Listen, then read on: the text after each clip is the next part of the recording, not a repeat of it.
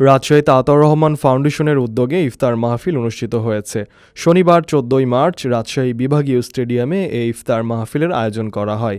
অনুষ্ঠানে সভাপতিত্ব করেন আতাউর রহমান ফাউন্ডেশনের চেয়ারম্যান ও বাংলাদেশ জামায়াতে ইসলামী রাজশাহী মহানগরের সেক্রেটারি ইমাজউদ্দিন মণ্ডল। ইফতার মাহফিলে বক্তব্য দেন রাজশাহী মহানগর জামায়াতের ত্রাণ ও পুনর্বাসন বিষয়ক সম্পাদক অধ্যাপক আবুল কালাম আজাদ। তিনি বলেন, আতাউর ভাই ছিলেন এই এলাকার নেতা তৈরি করার একজন কারিগর। রাজশাহী মহানগর জামায়াতের নায়েবে আমির ডাক্তার মোহাম্মদ জাহাঙ্গীর বলেন, এই অঞ্চলে জনাব আতাউর রহমান একটি জীবন, একটি ইতিহাস।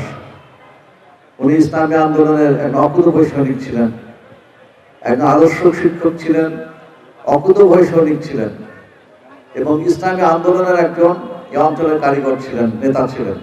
সভাপতির বক্তব্যে ইমাজউদ্দিন মণ্ডল বলেন, আপনারা জানেন যে দীর্ঘ ১৭টি বছর আমরা ফ্যাসিস্ট সরকার, শেখ হাসিনার সরকার দ্বারা আমরা কিভাবে নির্যাতিত হয়েছি।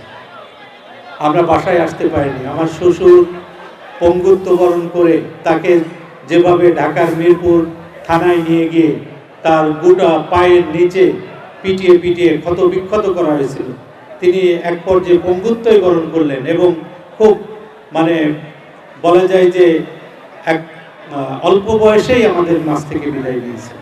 ইফতার মাহফিলে আরও উপস্থিত ছিলেন নগর জামায়াতের নায়েবে আমির অ্যাডভোকেট আবু মোহাম্মদ সেলিম, সাংগঠনিক সম্পাদক জসিম উদ্দিন, অন্যান্য নেতৃবৃন্দ। Salman Farhan, daily citizen voice.